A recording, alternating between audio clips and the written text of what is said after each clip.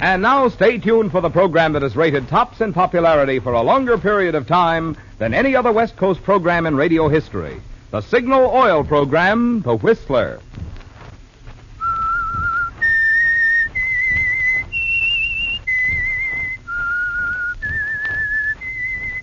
S-I-G-N-A-L. Signal. Signal gasoline. Signal, the famous Go Farther gasoline, invites you to sit back and enjoy another strange story by The Whistler. For extra driving pleasure, the signal to look for is the yellow and black circle sign that identifies Signal service stations from Canada to Mexico. And for Sunday evening listening pleasure, the signal to listen for is this whistle that identifies the Signal Oil program, The Whistler.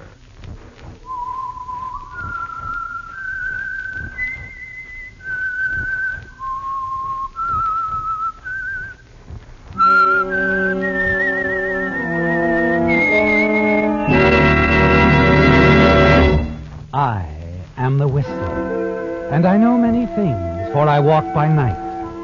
I know many strange tales hidden in the hearts of men and women who have stepped into the shadows. Yes, I know the nameless terrors of which they dare not speak.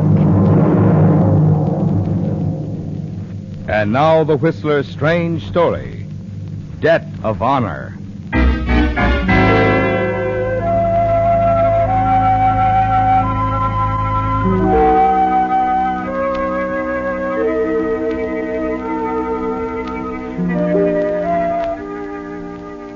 Morley Jackson, ruggedly handsome, graying slightly about the temples, was regarded as a respectable citizen now, financially independent and socially acceptable to those who knew nothing of his past.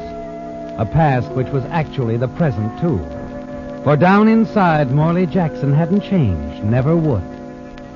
Sitting at his desk now, he ran a finger along the smooth, polished mahogany. His eyes wandered around the room, the luxuriously furnished office, reflections of his apparent success as an importer. Yes, it was a far cry from the old days, the Prohibition era, of running the Jackson mob. Now there was only one thing in the room that reminded him of those days. A short, heavy-set man sitting in the chair opposite, puffing quietly on an expensive cigar. Just like old times, talking like this, huh, boss? It's been nice talking to you, Waxy. Glad you dropped in to see me. But right now, the boys all miss you, Morley. Been a long time since you left. Yes, it has. You know, you got a nice setup here. All legit, too. Strictly. Uh-huh. Got married here. Society doll. Mrs. Jackson's in South America right now, visiting friends. I'm going to join her in a week. Sailing tomorrow night, as a matter of fact.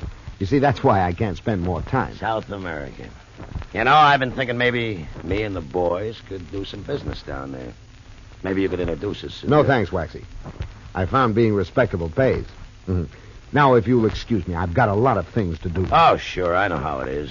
But if you ever change your mind, or if anybody ever gives you any trouble, They won't. Excuse me, Waxy. Yes, Miss Peck? Mrs. Cole is here again, Mr. Jackson. Who? Mrs. Cole. Oh. Just a minute, Miss Peck. Waxy, if you don't mind. Oh, sure, boss. I got to get rolling anyway. This way, Waxy, the side door. Gotcha. Well, have a nice trip, boss. Thanks, I will. All right, Miss Peck. Send Mrs. Cole in.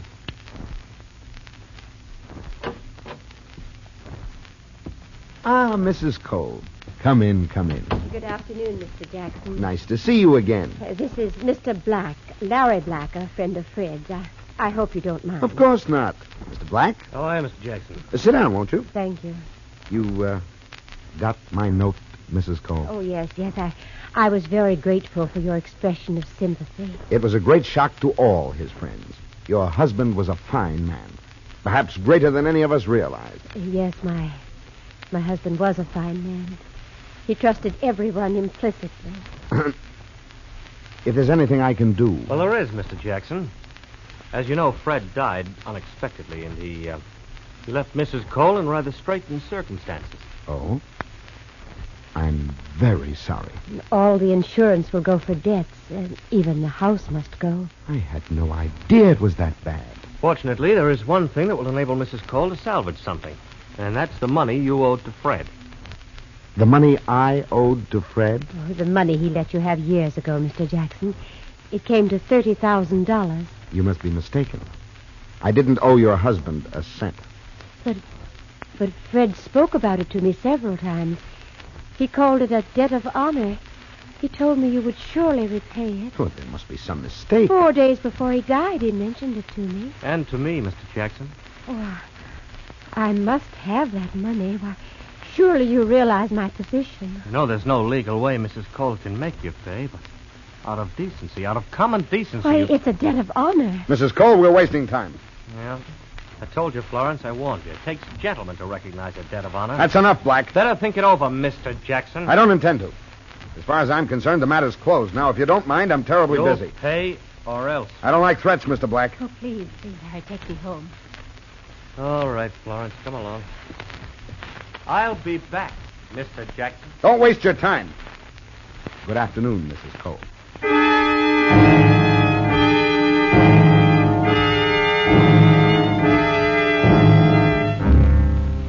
It's over, isn't it, Morley? The scene you've expected ever since Fred Cole died. You know you're safe now. Legally, Mrs. Cole can never force you to repay the debt. Fred loaned you the money out of friendship. You signed nothing, and there's no legal evidence. And you're not even worried about friend Larry Black, what he'll do. No. Minutes after they've gone, you erase the scene from your mind. Your thoughts are of your wife, Constance, your trip to South America. Miss Peck, Yes, sir? has my steamship ticket arrived? Yes, sir, an hour ago. I have it here. Good.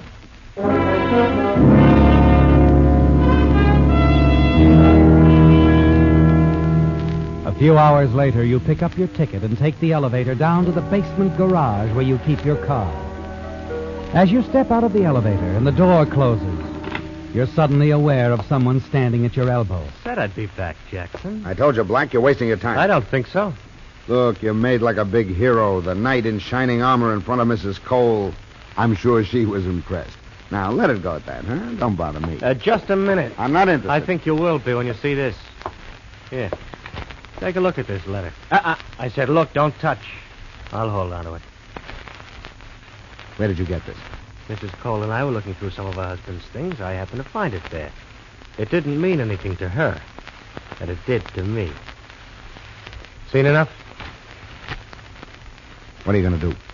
Oh, surely you can figure that out, Jackson. Yes, I think I can.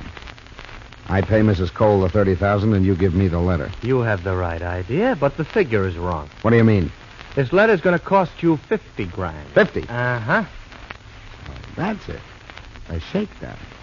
Mrs. Cole in on it, too? No. It's all my idea. Big hero. Well, what's wrong with it? She gets the money you owe Fred, and I make a few bucks on the side. Well, Jackson? I'll have to think it over. Oh, sure. I'll give you till tomorrow night. After that, the letter goes to the DA. Where can I reach you? Don't try to. I'll call you. Black stands there for a moment, a wide grin on his face. Then he turns, walks away. You watch him as he hurries up the ramp into the street, disappears. The letter he has could ruin you, couldn't it, Morley? You wrote it long ago when you were in the rackets. Had no idea of ever doing anything else.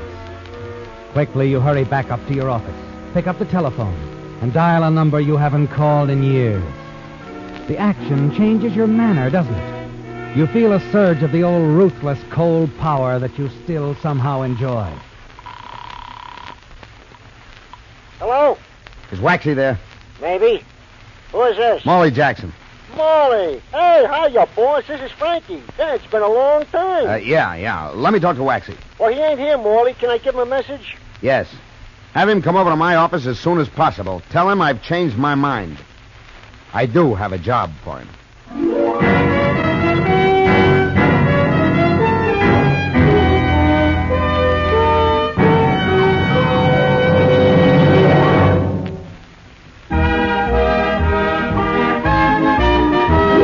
A $20 Signal gasoline book is being sent to Alma H. Dickey of Los Angeles, California, as a token of our appreciation for this limerick. A girl in a new car from Lancaster was chagrined when an old flivver passed her.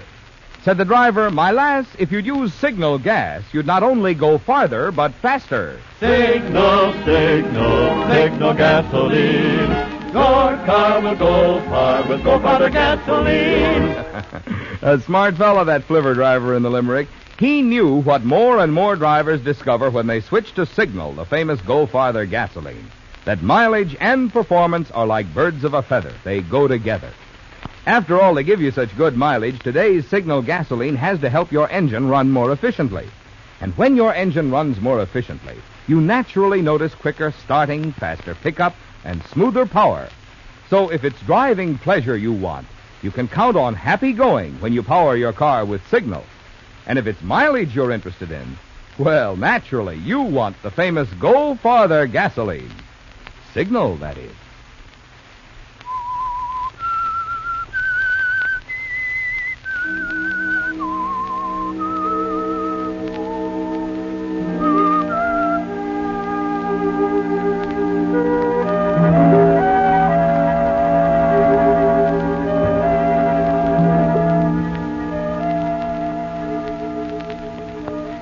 You've made up your mind, haven't you, Morley? Larry Black, the threat he holds over you must be eliminated. It would never do if the district attorney found out you were deeply involved in a killing years ago. It would mean the end of everything for you. This fine office, a prosperous business, your social position, everything would be wiped out. And your wife, Constance, waiting for you in South America.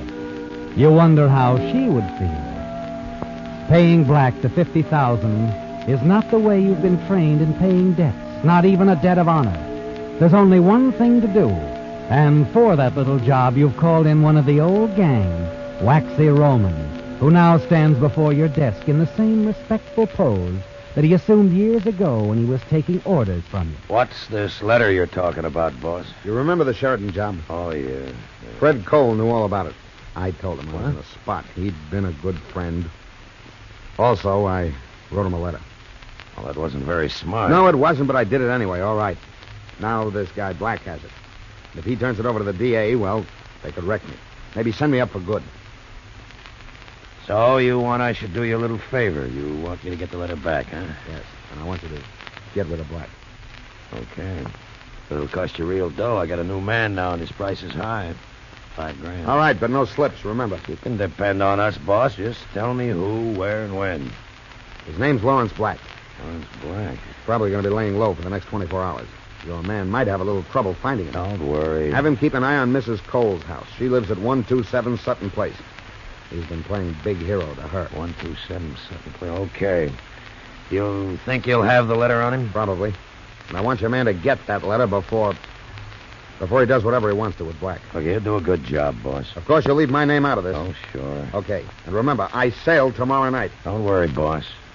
It's in the bag.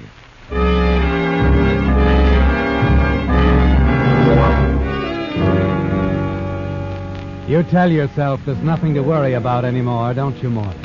You know you can depend on Waxy. Yes.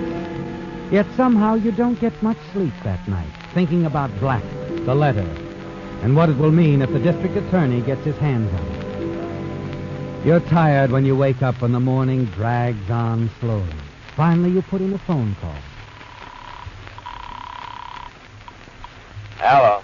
Waxy, this is Morley. How's it going? Oh, don't get impatient, boss. I've gone through Black's apartment. He's not there and the letter's not there. But my boy is keeping an eye on Mrs. Cole. Waxy, I gotta have action. This has got to be taken care of by tonight. And I told you it would be taken care of. You can trust me. All right, it's up to you, Waxy. Have you given careful instructions to your man? Sure I have. Told him just what you told me. Find the letter, then take care of Black. Okay? Yes. Listen, I'm on my way to the office now. Call me there if anything comes up. Right.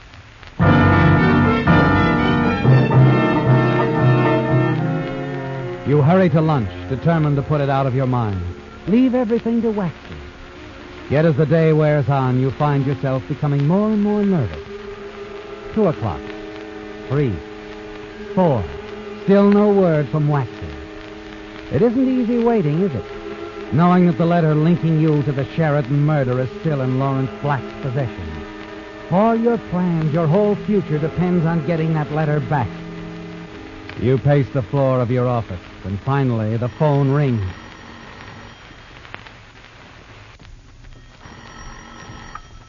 Hello? Hello, Jackson. This is Black. Oh. Yeah. Made up your mind yet? What? I said, have you made up your mind yet? Yes, I have. Where are you? Never mind where I am. Where's the money? How am I going to get it to you if you won't tell me where you are? I'll call you back later. We'll arrange to meet in a nice, safe place. So long. Wait a minute, You replace the receiver. Continue to pace the floor of your office, wondering what to do. And then you pause before the open window. Stare out over the city. Presently, you become conscious of the sound coming up from the street 5 floors below. You hear it faintly in the distance. You look down on the street. There at the intersection, you see a night crew, the red lanterns, the workmen with the air hammers. Suddenly, the realization sweeps over you. The sound is the same you heard over the phone only a few minutes ago while you were talking with Larry Black. It's possible he called you from somewhere in the neighborhood, isn't it, Morley? Yes. Quickly, you step to your desk, take the gun from the drawer, pocket it, and then go downstairs.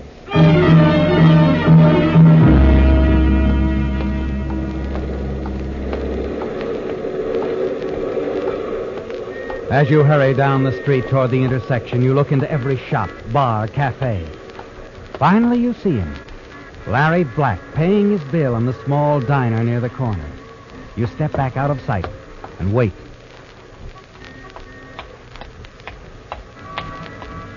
You follow him as he turns the corner, walks down the almost deserted side street.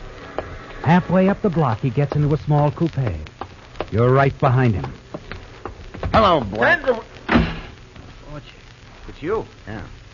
Suppose we go for a little spin in your car. You drive. I'll give the directions. Now, look, Jackson, don't try Get going, Black. Okay. But if you think I'm afraid of that gun, you're wrong. You wouldn't take a chance like that. Add it up your way, but just get going.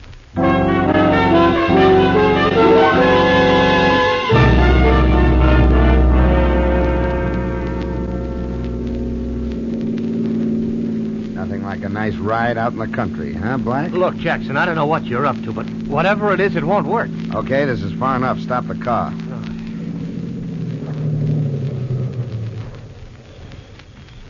Nice here, isn't it? Nice view of the river down there. Listen, Jackson. Get out. But out. Now, straight ahead. Down that path. Now, we could make a deal, Jackson. Sure, we'll make a deal. You have the letter with you, I hope. But you don't think I'd be sap enough to carry it with me, do you? I think so, yes. All right, this is as far as we go. Okay.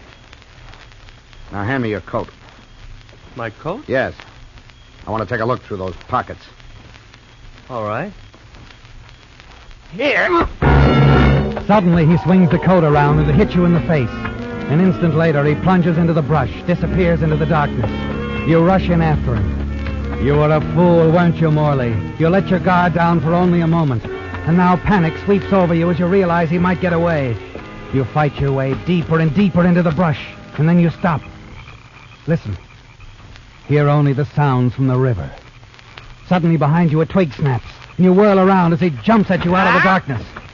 His hand closes over your wrist, and you struggle to bring the gun around. You stand there for a moment, staring down on him. He's dead, isn't he, Morley? Then you lean over, search through his pockets, but the letter isn't on him. It must be in the coat. You hurry back to the path where you dropped it. The coat's gone. Frantically, you look around.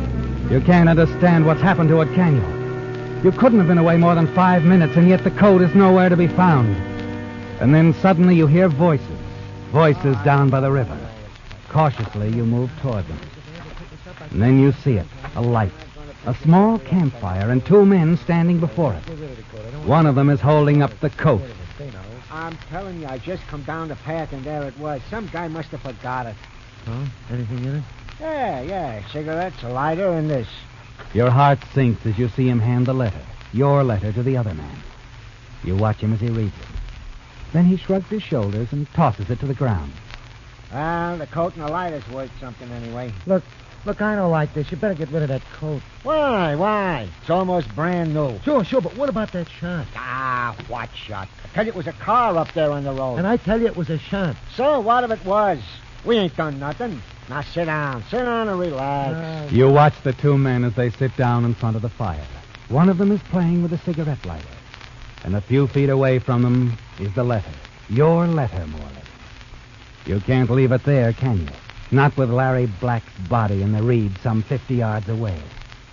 The minutes drag by, and you stand there wondering how long you're going to have to wait. You become more and more tense.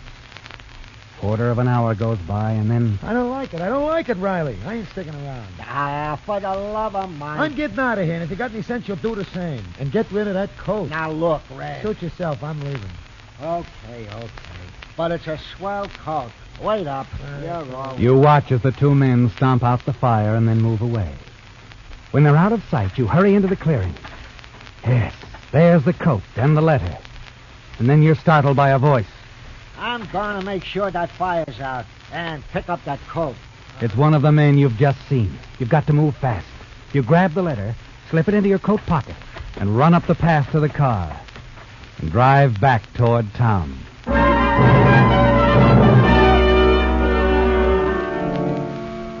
It's almost 9 o'clock when you reach the outskirts of town. You leave Black's car in a side street, take a taxi downtown, and make a phone call. Hello. Hello, Waxy. Oh, hello, Morley. Been trying to reach you. Look, we ain't doing so good with Blank. He must have left town. My man's been keeping an eye on Mrs. Cole, and I don't... What's funny? He left town, all right.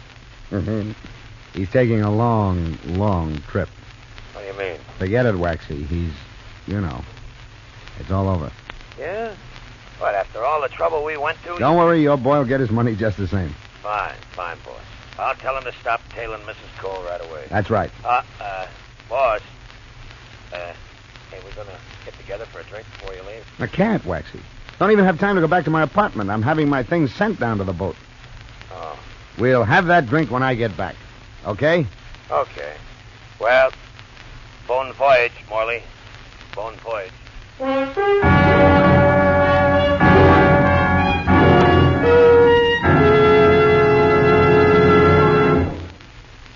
Because most automobile batteries look much alike from the outside, you may have gotten the idea that all batteries are alike. But if you could look inside a new Signal Deluxe battery, you'd see an amazing difference. A difference that engineers have called the greatest improvement in battery construction in 20 years. I'm talking about the microporous all-rubber separators, which hold twice as much acid solution between the plates. Because these improved separators help new Signal Deluxe batteries deliver up to 35% more power, you enjoy 3 important benefits. You're assured quicker cold weather starting. You have plenty of reserve power for the many electrical gadgets on today's cars. And the extra long life of new Signal Deluxe batteries makes it possible for Signal dealers to guarantee them for a full 30 months on a service basis. That means it actually costs you less per month to enjoy the dependable, trouble-free performance of a Signal Deluxe battery. What's more, Signal dealers are now giving generous trade-in allowance for old batteries, plus liberal credit terms. So if you need a new battery, remember the name of today's best battery buy, a Signal Deluxe battery. Remember where to get it, at Signal service stations.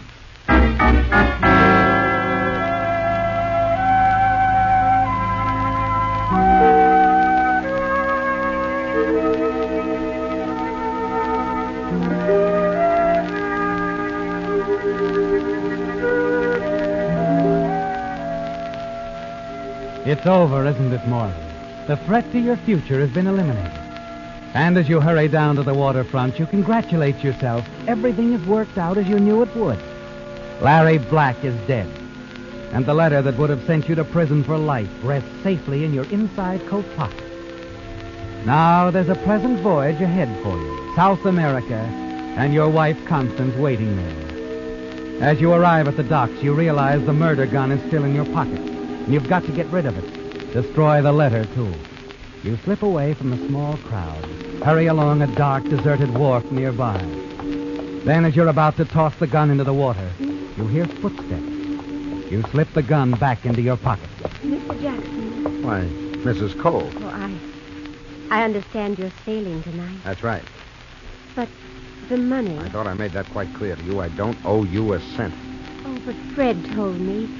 He wouldn't lie, Mr. Jackson. Don't be ridiculous. Very well. I can see I'm wasting my time talking to you.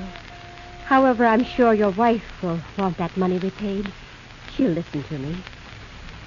Good night. Wait a minute. You're going somewhere, Pally. What? I want to talk to you. Oh! His fist catches you on the point of the jaw, and you drop to your knees. As you try to shake the fog from your brain, you feel his hand in your coat pocket. You open your eyes and struggle to bring him into focus. You see the glow of his cigarette lighter and the letter, Morley. The one you took from Larry Black. He's reading it. This is what I want, Pally. Suddenly you realize who he is. The trigger man. Waxy's trigger man. And Waxy wasn't able to call him off. He was following Mrs. Cole. She led him straight to you. Then as he pulls the gun out of his pocket... No, don't shoot! I'm not...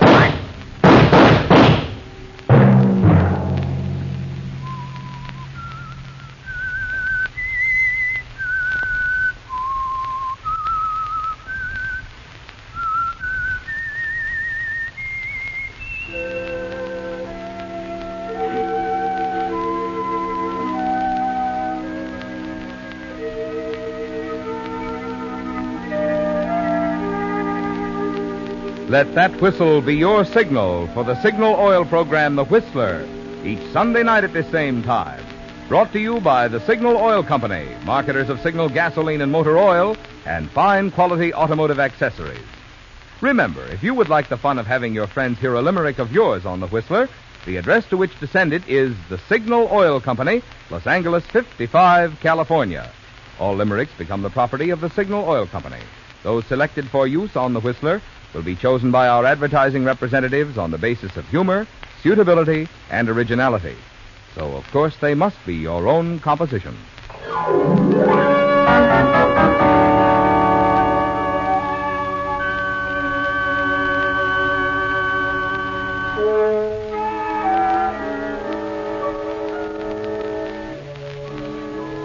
Featured in tonight's story were Harold Huber, Sarah Selby, Larry Dobkin, and Charles McGraw.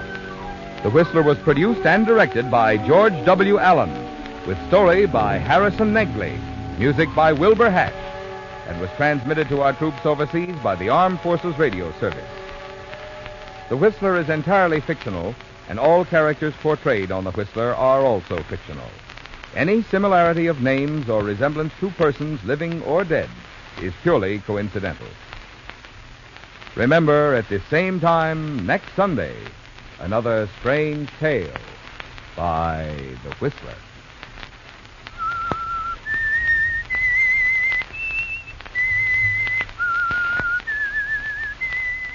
S-I-G-N-A-L Signal, signal gasoline. Don't forget, when you give to the community chest, you are helping not just one organization, but many worthwhile causes that directly benefit 4 out of every 10 families. Just stop and think of that when you're deciding